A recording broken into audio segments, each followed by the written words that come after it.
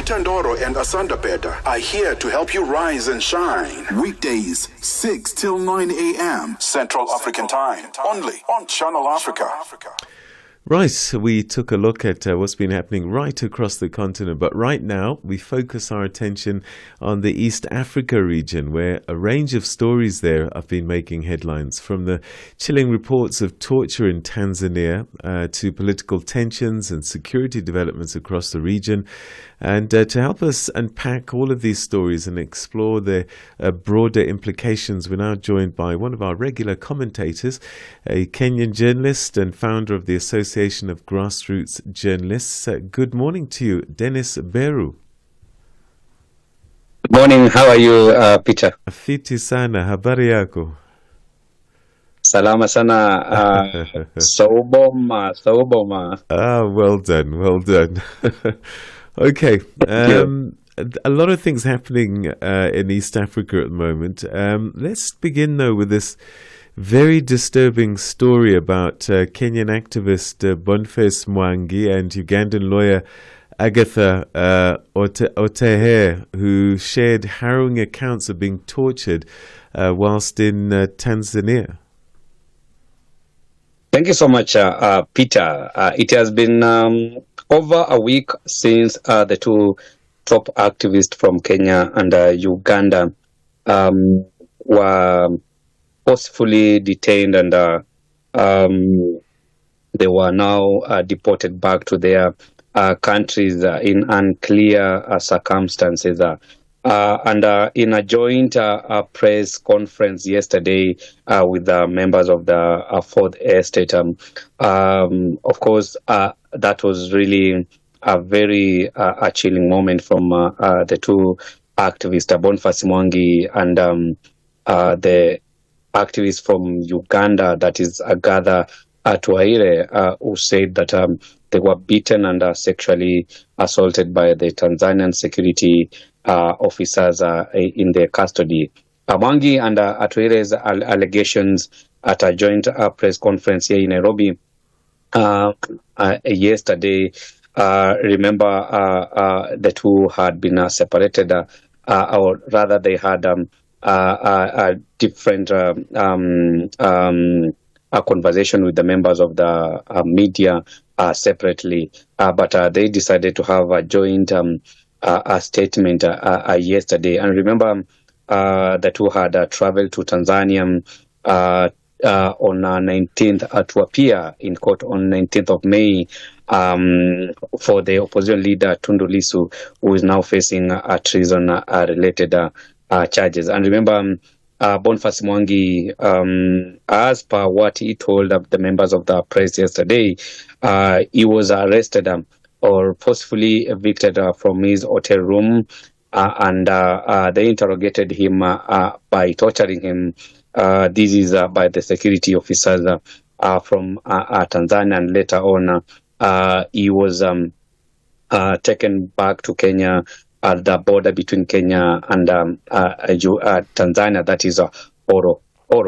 And what he told the members of the press, that how he was sexually violated and to a point even broke down, same to Agatha Atuaire. So being stripped naked and hung upside down and being beaten on his feet. And remember, the two are still waiting to see whether the Tanzanian authorities will have to take action on the police officers who did this to them. And they still want to see whether there will be action from the Tanzanian authorities on the said police officers. And Atuaire's allegation that she was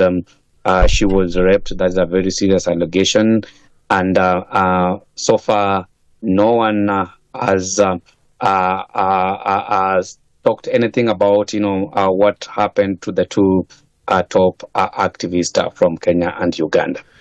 So, has there been an official response by the authorities, either denying or explaining what happened to these two? Of course, there are no response or comment from the Tanzanian authorities on the allegations or on rape allegations because the pressure is still mounting on the Tanzanian authorities to come out and refute these claims. But so far, we haven't seen. And I remember, if you can see on social media how the two were tortured, you can see the feats of Agatha Atwaire and the feats of Boniface Mwangi.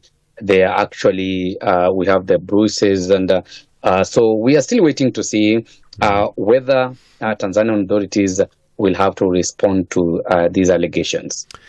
So, Tanzanian authorities under fire. At the same time, though, the parliament there has awarded President Samia Suluhu Hassan a special honorary recognition.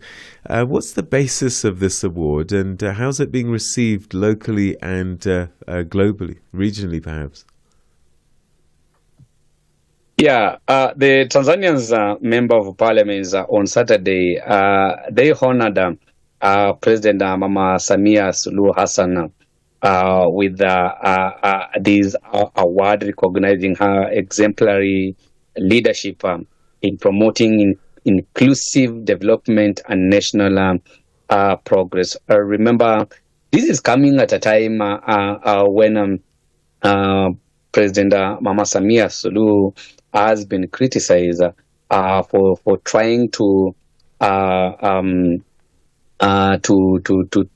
infringe on the rights of activists in Tanzania. And remember, this is also at a time when Tanzania is heading into election, and also it is also a time when the main opposition leader Tundu Lissu has been banned from participating in the upcoming general election. And remember the word that was presented in the capital of Dodoma by the Speaker of Parliament, Tulia Ackson, who praised Samia for the transformative leadership, according to the statement that was read by Directorate of Presidential Communication. Peter, we also need to remember that the Tanzanian President Samia Suluhu Hassan will be seeking for re-election for the first time. Remember, he just took over from the late John Pombe Magufuli. So key political players from Kenya and Tanzania are saying that, this is just a way of trying to make sure that Mama Samia Suluhu Hassan gets support from the people of Tanzania so that he can get easy election during the October general election. And of course, he also thanked the members of parliament and telling them that, it is their time to serve their constituents rightfully, and making sure that the development that she promised the people of Tanzania is actually being seen at the constituency level. And then we come to Kenya, where a young software engineer developer has been arrested for creating a tool which allows citizens to oppose the controversial finance bill. Can you explain the context behind this arrest and the public outcry that followed? Thank you so much, Peter. This is a young lady. She's a mother, Rose Njuri. She's also an activist. And she just did what, any other Kenyan or any other a person from a different country will do, because trying to educate Kenyans on the finance bill 2025-2026. And I remember the software engineer or developer Rose Njeri was arrested because she just came up with a development on how young Kenyans, or rather Kenyans, can access and see what has been proposed in the finance bill. And remember, she was arrested last week on Friday, and a very long holiday. That means that she will stay in custody for more than 48 hours. And as per our laws and what Constitution says, that no one should be detained for more than 24 hours before being brought to court. And remember, this finance bill is coming at a point where last year, a time like this, there were mass protests that broke out when government tried to bring or proposed high taxes, forcing President William Ruto to withdraw the finance bill 2024. And remember, this year's finance bill, which also outlined the intent to raise the income. And during the last year's demos, over 50 people, young people, were killed, and scores were abducted in the security crackdown that basically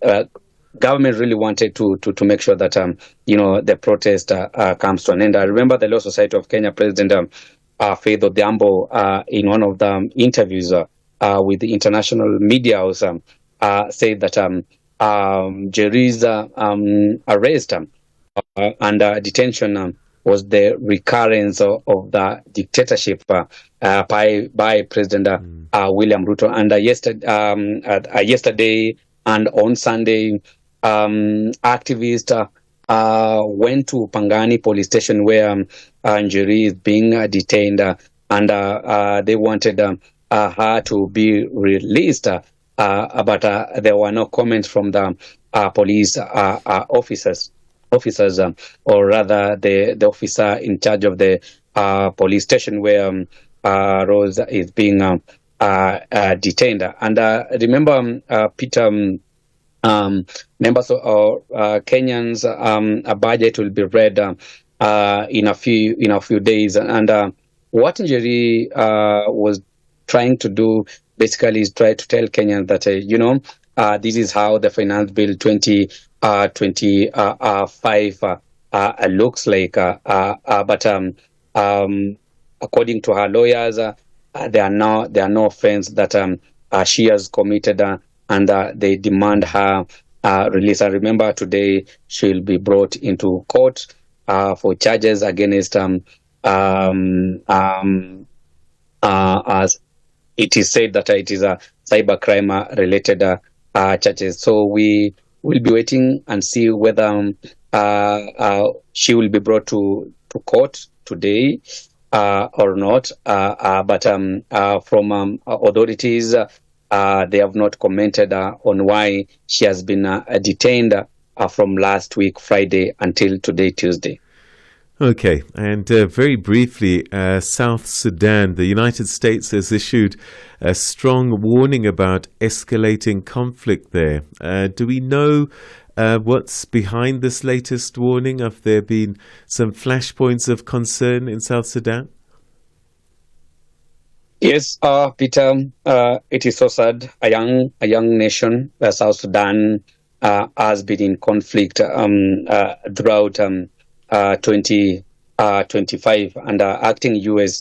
alternative representative to the United Nations, that is John Kelly, confirmed that U.S. endorsement of the sanction. Remember, the United Nations has had the sanctions on the embargo, where they feel that the arms that are being brought to the country, they are being used to kill innocent civilian. and U.S. Commenting on the UN Security Council session that happened 3 days ago, where members voted to extend the sanction against South Sudan. And remember, so many innocent lives have been lost due to the gun violence that we've been seeing, and armed conflict that we've been seeing between the Blue Nile militia and the military in South Sudan. And the arms embargo remains necessary, according to John Kelly, because this weapon has been used to kill innocent people. And the Security Council decision follows a separate spurt of violence that we've seen in South Sudan.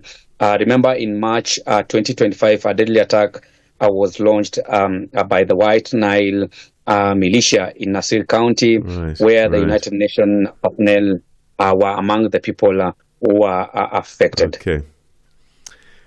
Sadly, we've run out of time. There's always so much to cover, not enough time to cover it all. But Dennis, asante sana, thanks always for giving us a comprehensive look at what's happening in your region. Kwaheri. Asante sana. Bye-bye. All right, so that's one of our regular commentators there, journalist Dennis Beru, who's also the founder of the Association